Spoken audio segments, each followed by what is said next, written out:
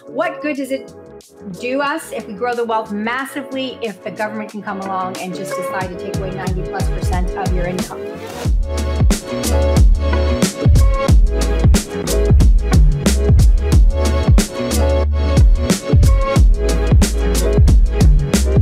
Welcome, everybody. Welcome to this edition of Crashes and Taxes. I am your host for this podcast, Rebecca Walser, and I am so excited about this week's podcast because this is one of the most fascinating topics ever in the history of time, but certainly it's one of the most fascinating topics that we are living through right now.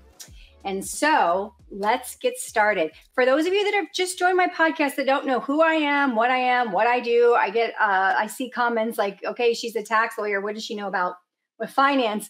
This is kind of the actual opposite, actually. I have my undergrad in finance where I graduated top of my class. I started working for the global managing partner for financial service consulting for Price Waterhouse. Went through the Coopers and Lybrand merger. Then I went to AT&T. They had just bought the global networking division of IBM, did that type of merger. Then I went into real estate finance. And then I became a tax lawyer to figure out how to minimize taxes when you are maximizing your wealth, because I am 100% through and through finance. Truly, my favorite three subjects are math, economics, and really finance, the markets. So those are my three main topics. Economics is just the marriage of business and math. That's all the economics is. It's the marriage of common sense, really, and math.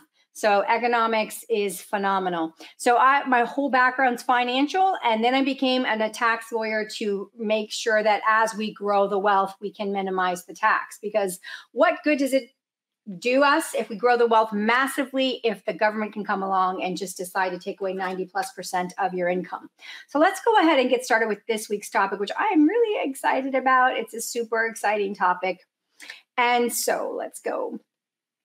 And I've been reading this to my client base. I want to share it with you. And I've been sharing it on these podcasts. And I just want you guys to see it. Those who are able to see beyond the shadows and lies of their culture will never be understood, let alone believed by the masses.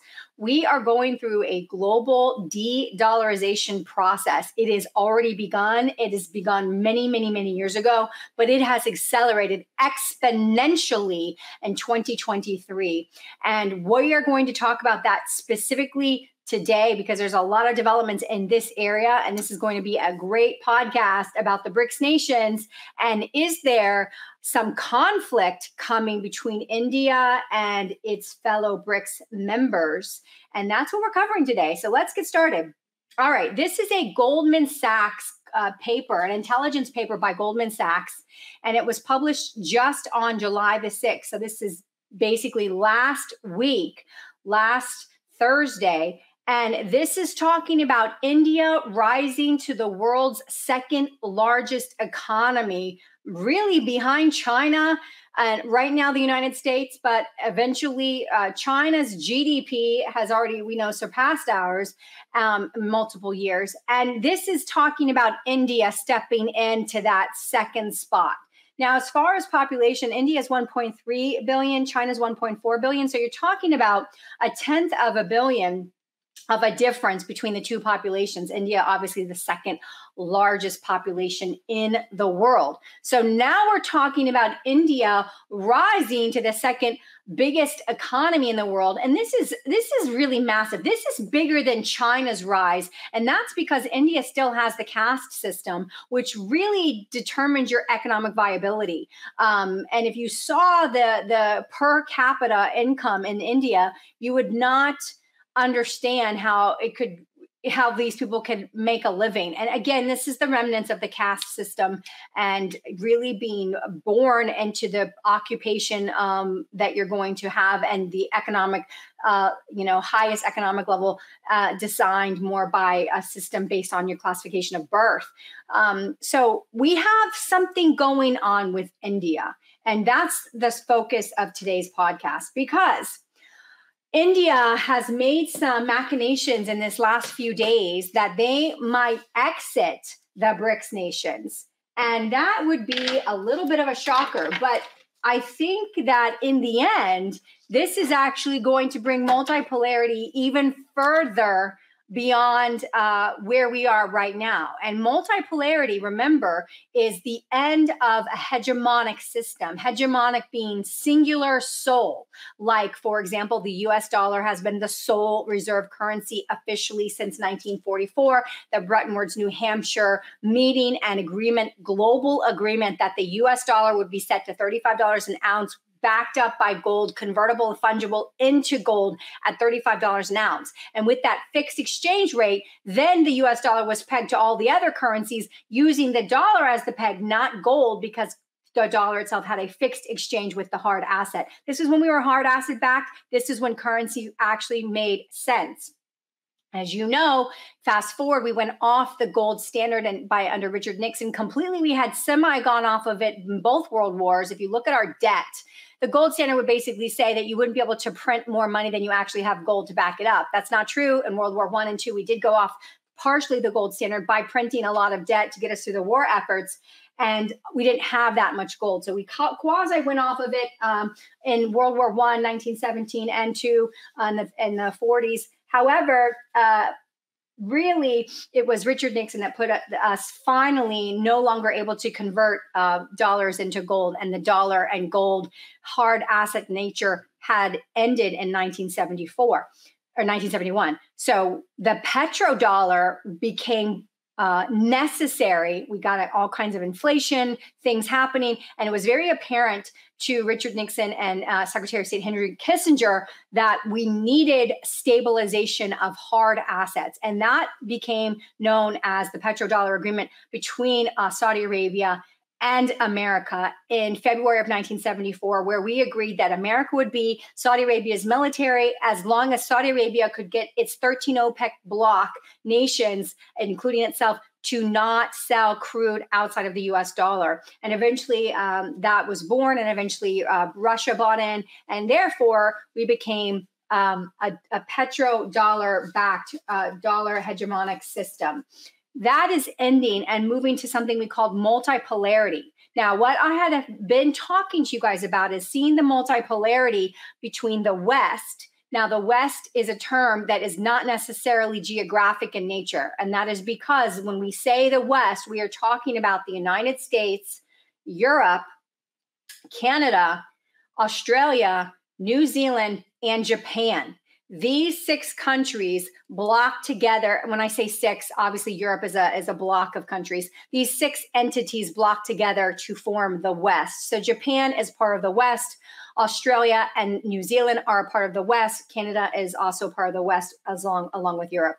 So that's the West. So the West dollar hegemony system that uses SWIFT to transact everything is ending. And we believe that we were seeing multipolarity with BRICS. What India is saying is that I am big enough. And they're not saying this explicitly. This is my interpretation and my opinion. This whole show, by the way, is my opinion, my professional opinion based on the data that I've been analyzing for the work that I do. And it's for free and it's for entertainment purposes. And certainly it's, I believe, a lot of good advice. You can take it or not. It's worth what you're paying for it. It's free, although I do think it's worth something. But this is all for entertainment purposes. So India has not come out and said, we believe we can go it alone. But yeah, kind of they are saying that. So this is an article basically that's talking about how India is going to leverage the BRICS bloc for its interest, and that they are going to support the group, but they're going to do it in such a way that doesn't put them at odds with the West.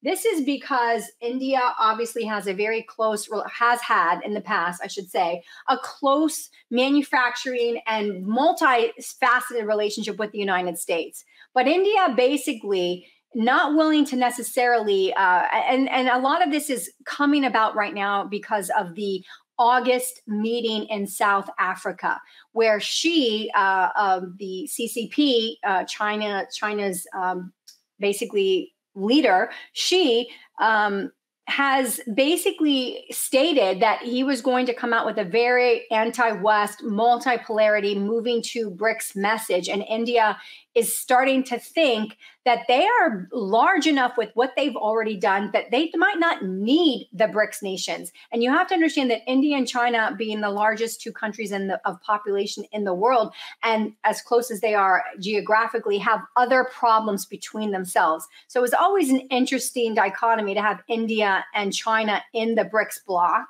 But India is basically stating some things here. And we should know that India is a player now, and they want to be a global world currency player. This is what India is starting to think, that we might be able to actually make the Indian rupee a global exchange currency. So you can see here, this is a March article from last year, and this is showing how the India-Russia relationship has solidified, because starting in March of last year, when Russia got kicked out of SWIFT, Russia agreed to start selling oil to India in Indian rupees, INR. Now, I want to explain to you that India is the third largest consumption nation of oil. So this has caused additional backlash because Russia selling to India has taken away some of the market share from Saudi Arabia. So Saudi Arabia is already looking at joining the BRICS blocs, has made a formal application to join the BRICS blocs, and that will be decided in August. But India is looking now to say that we could potentially go it alone. I want to just read some facts to you. On July 13th of 2022, India basically launched its international rupee ambition. It has approved already in 18 countries the international or bilateral exchange of currency using the rupee. We have 30 total countries that are looking at leveraging the rupee as an exchange. And if you look at the interest, there's about 64 countries that are showing interest in using the Indian rupee. And that includes both Germany and Italy. There's actually been a discussion with Germany and Italy to do bilateral trade and use the rupee.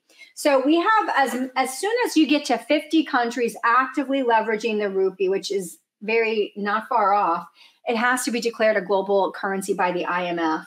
So basically, we know that India believes, with the agreements that it's made since Russia has been kicked out of SWIFT March of 2022, that it has enough agreements in place to actually potentially leave the BRICS bloc and make the Indian rupee its own global currency. And so let's see what we know, that it's already got a closer relationship with Russia. Here is the Indian rupee goes global. 18 countries are agreeing to trade in the INR. The Indian rupee is now going global as 18 countries have agreed to trade in the rupee. The world is trying to de-dollarize the international market amid global economic slowdown. India is turning into an opportunity. Now a trader will be able to import goods from other countries by paying in the rupee. The central bank, the RBI, has allowed 18 countries, including Germany, Kenya, Sri Lanka, Singapore, the UK, and many others, to transact in the rupee. So this article is just from March of this year. So you can see the progression. Now we have Reuters article, Indian rupee settlement mechanism draws interest from more nations. This is December of last year. This is, again, a concerted effort that they started in July of last year. It predates that, but in earnest, announced to the world. And then you have this article. This is from February of this year, Dr. Doom, Rubini. And basically, he is saying that the Indian rupee can become the new dollar. So let's talk about why he says that. So he was in an interview, basically says one can see how the rupee, he calls it the rupee, he pronounces it in this long formal term, could become, for some of the trade that India does with the rest of the world, especially South-South trade, it could become a vehicle currency. The Indian rupee could be a unit of account, it could be a means of payment, it could be a store value, all the three characteristics of money that's fungible. Clearly, the rupee over time could be one of a variety of global reserve currencies in the world, the economist said. He said, overall, there is a process of de-dollarization, and that the share of the global economy of the U.S. has fallen from 40% to 20%. It doesn't make sense for the U.S. dollar to be 2/3 of all international financial and trade transactions used in 2/3 of all international and financial trade transactions. It's geopolitical. And basically, he noted the economist claimed that the U.S. is weaponizing the dollar for national security and foreign policy objectives. And so you can see that he told the Financial Times that the U.S.'s dollar status as the world's main currency is in jeopardy. So what I want to tell you is that we are seeing a massive situation and potentially now a bifurcation of the BRICS nations, which is very interesting because China, even though their economy is certainly having massive problems right now, they have been exerting a lot of global dominance since Russia got kicked out of SWIFT. And now we're seeing that this could go differently. All right, so we know that there's an August meeting for the BRICS expansion, and India is going to attend that August meeting, even though they have already basically said they're not sure what's going to happen with their BRICS membership. So basically, we have about 20 nations that have applied formally for to become new policy members. And they've also looking at the trade bloc for the New Development Bank and the Asia Infrastructure Bank. But I wanted to read the countries that have applied because we're talking about that the accounting of, so right now, the BRICS grouping stands for 40% of the global population and a quarter of the world's GDP. So when these groups join, the GDP figures expected to be 50% by 2030. Expanding BRICS immediately will obviously expand that. So what are the countries that have formally applied? And we can see that we have Argentina, Iran, Saudi Arabia, Egypt, Afghanistan, Indonesia, Pakistan, Nicaragua, Nigeria, Senegal, Thailand, and the United Arab Emirates, or UAE. So you can see, and that was just the top ones out of the 19 that have applied. You can see that there is a massive amount of countries that are moving towards the BRICS nations. The ones that we actually care about is obviously Saudi Arabia. Saudi Arabia is alone and by itself when it comes to the petrodollar special status that Saudi Arabia, as the leader of all of the OPEC bloc, it holds that we just cannot do. There's just no other group like Saudi Arabia. So in general, what we're talking about is actually a larger opportunity for the world to go to multi-polarity, because you have now two countries, not just China, but you also have India that is taking its currency and creating these bilateral agreements where many countries are starting to trade directly with India in rupees. And this is again us experiencing de-dollarization. This is what it means to end the use of the dollar and to engage a new form of payment, a new currency. That is the definition of de-dollarization. It is upon us. All right. So now that we've looked at multipolarity, the BRICS nations, India, and what is happening and what India has done with all of the things that they have really worked to get to this status since July of last year, this has gone super fast. I want to turn now to the Bank of International Settlements. You can see here, they have just published a policy paper. This is hot off the press. This is literally like not even 21 days old. They published it June 20, and it is a blueprint for the future monetary system, improving the old, enabling the new. And we will send you this report. We'll attach this to the actual podcast so that you guys don't have to request it.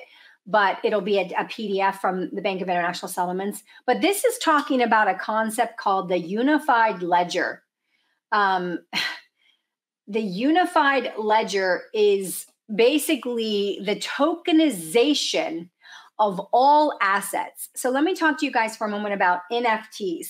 You know, you've heard about these tokens, And, even the all of the banks that collapsed and all of the Sam Bankman-Fried, his whole problem was that he created an additional asset. So it's called monetization. When you can create or monetize something that previously was not monetized, you've created a new asset, right? So what Sam Bankman-Fried did was he brought in money to his platform, but then instead of just basically investing the money directly in investments, stocks, bonds, whatever, he tokenized that balance. What did he do? He created new assets, whole cloth, out of thin air that tied to the underlying investment. And then basically the tokenized tokens would be invested in different ways. So it's creating an asset class.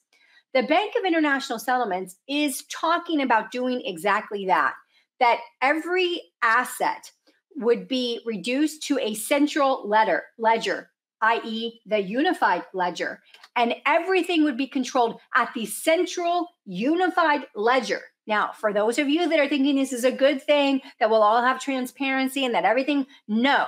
You are thinking about blockchain and you are thinking about cryptocurrency on a public blockchain that cannot be changed unless there's a fork process, right?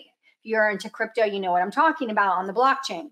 So the bottom line is the blockchain is public and it cannot be changed absent a fork procedure. Okay? It's public, it's verifiable, it can be audited publicly, it cannot be manipulated. We will not get that with a unified ledger of the central bank. They're controlling everything. But what they want to do is create a unified ledger of all of the assets and all of the money of all of the world. Remember, the Bank of International Settlements is the top central banker above all of the other central banks of the world. So it sits on top of 60 plus central banks of the world. So they want to see everything, every asset, every dollar, every currency, anywhere, everywhere, everything on a unified global ledger. And then they will monetize those assets through tokens, and tokens will be the new way forward.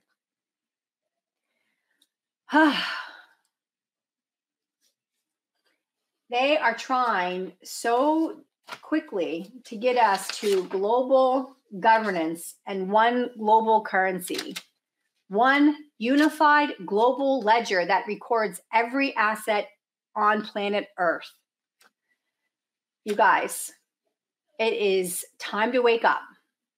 This is the moving to central bank digital currencies, CBDCs, is the confiscation of our cash. And if you don't like that word, change the word to nationalization of our cash, but not nationalized to Congress or to a federal agency, but to a private corporation that was passed by Congress in 1913, the Federal Reserve, a central bank that is not even government controlled.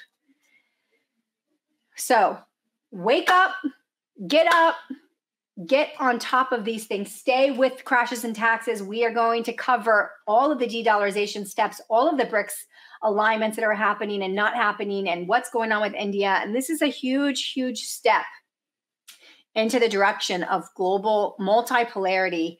And this actually enables additional polarity because India saying they could do it alone. They don't need China's yuan. They can use their rupee. That gives us two countries, the largest two countries on planet Earth by population, both saying their individual currency could become a new global world reserve.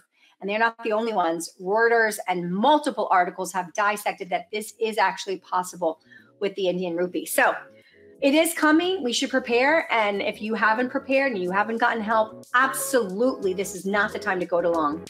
For all of us here at Walser Wealth and Crashes and Taxes, we really appreciate you guys. Take care until next week. Bye-bye.